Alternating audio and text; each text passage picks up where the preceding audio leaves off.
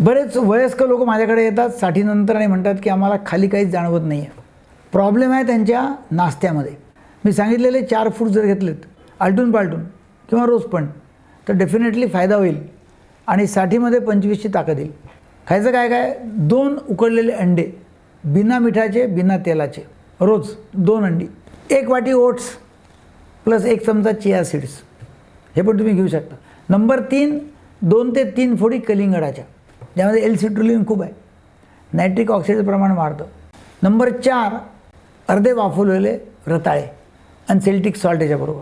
याच्यामध्ये मॅग्नेशियम आहे, पोटॅशियम आहे, बरेच मिनरल्स आहेत. हे 4 फूड ज्या लोकांनी घेतले त्यांनी हे रिपोर्ट केलं की आमचं इरेक्शन वाढलं, सकाळी उठतो तेव्हा स्पॉन्टेनियस इरेक्शन आहे, खाली गरमी जाणवते, इच्छा वाढायला लागलेली आहे.